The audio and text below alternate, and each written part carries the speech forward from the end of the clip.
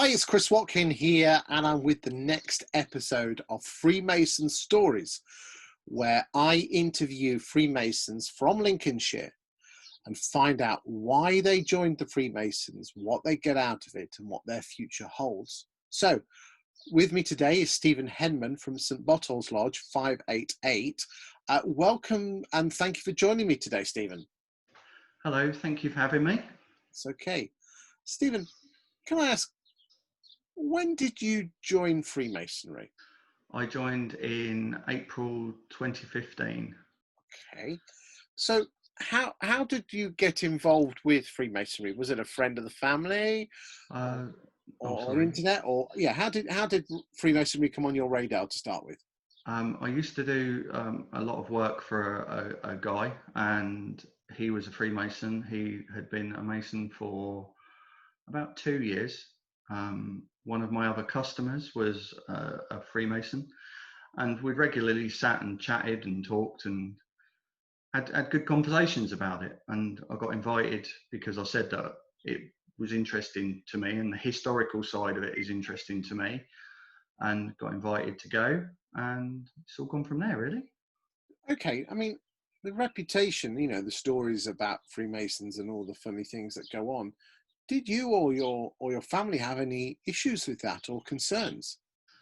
When I told my dad was 80 when I went in, 79, and his thoughts were, he told me about the negative side of it.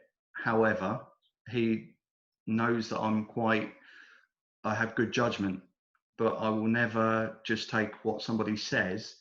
I make my own mind up about things. So that's where it came from. Dad told me all about the not so good sides when he was younger, which are nothing like what I have seen or had in the time I've been in Freemasonry.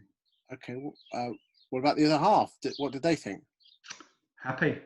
Yeah, very happy because Yeah. No, Vicky's lovely. She as long as I'm happy and I get enjoyment out of something, she's happy. And she loves ladies' nights. Did you have one of these face-to-face interviews when basically the panel came over and quizzed you? Did you have that at St Botolph's? I went to St Botolph's and had a past masters meeting and had an interview there with everybody. I think there was between 15, 18 people there, which was very good, but quite daunting. I mean, some other lodges actually probably send 2 or 3 people to someone's house or at the pub or somewhere, in a back room or something of a pub.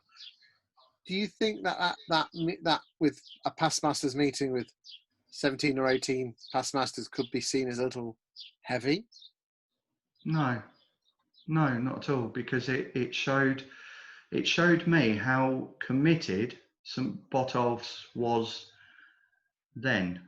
It gave me an insight into what it was like, because everybody, the people that asked me questions, it was very, I didn't see a problem with it at all. I didn't.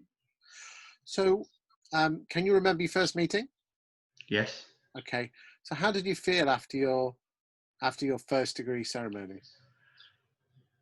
Overwhelmed, to be fair, because I didn't do what a lot of people look things up. You can find a lot of stuff on the internet. I didn't want to know anything. I wanted to go into it completely blind and take it for what it was. And when the blindfold came off, I was overwhelmed how many people were there. You don't realise how big or how I'm with you. Yeah. So you've been in now 5 years and you're the junior deacon. Yes. It's quite well known in St Botolph's that you went from someone who was quite nervous with your ritual, and quite a not nervous person, but you kept yourself to yourself. Yes. And over those 5 years, you're now considered one of the best ritualists in that lodge. So I've been told from people in the know. And your confidence has gone through the roof. Yes, very much so. How's that happened? I got asked to do my first bit of ritual, and it was What was addressed to the badge in second degree fellow craft. Yep. And I got up, I turned to the candidate and froze. I couldn't get my first word out. Absolutely went to pieces and was very distraught. I was upset because it meant and means so much to me. And after the meeting, I was one of the last ones in changing upstairs because I was trying to sort of sort my head out, sort myself out.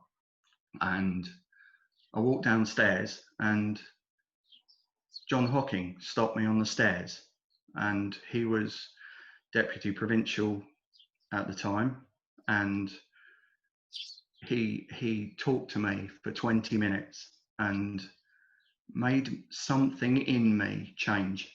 He made me feel just through, I mean, I was just a nobody really, and I don't, that's the wrong words to say, but I'd just joined, I hadn't been in very long, and I'd gone to pieces, but he made me feel part of Masonry. And I believe that once you feel, then you belong. And once you belong, you just go.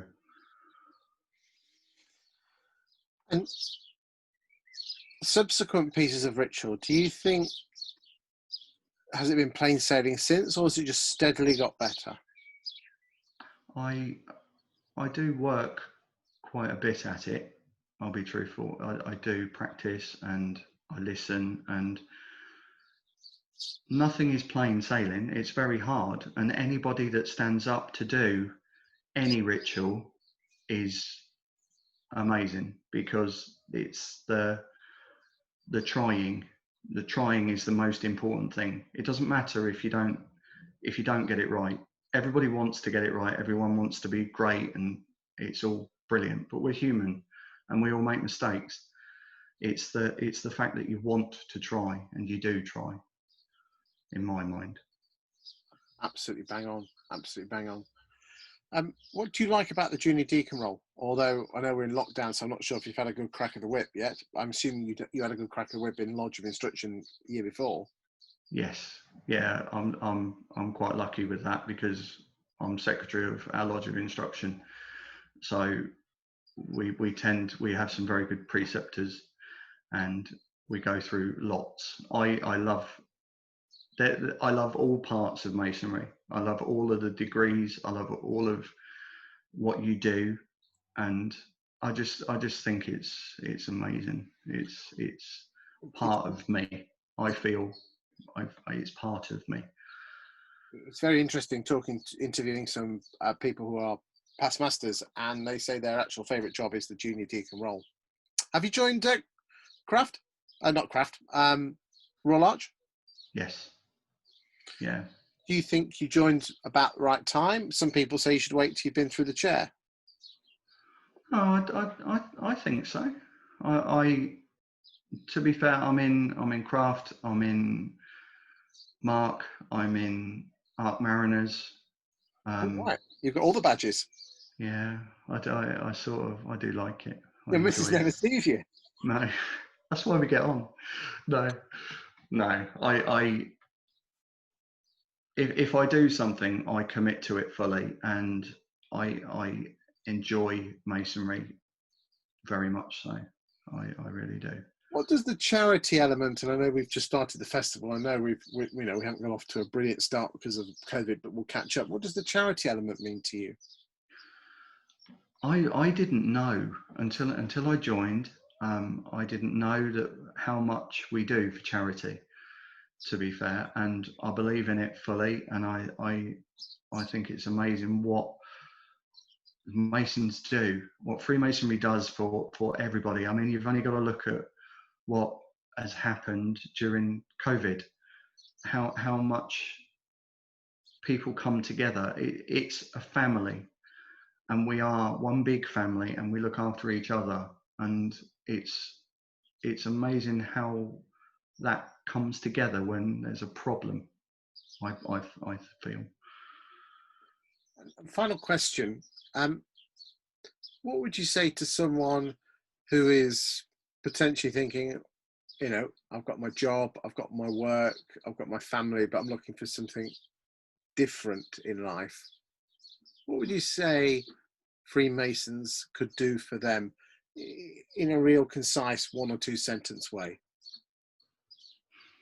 What would you say to someone from Lincolnshire? Say, yeah, if you're a Lincolnshire bloke who's in his 40s, 50s and 60s and looking for something a little bit different, something a bit more over and above your family and work, you should consider Freemasons because, and then off you go. What would your answer to that be? It makes good men better.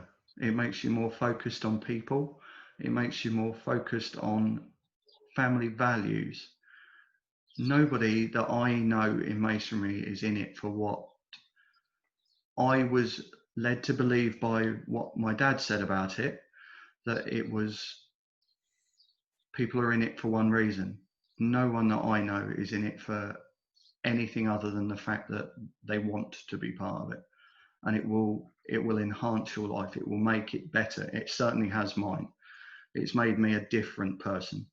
It's brought me out of my shell, and I want to help more than I've ever wanted to help, if that makes sense. Stephen, I'd like to thank you honestly for your candid nature of what you have said.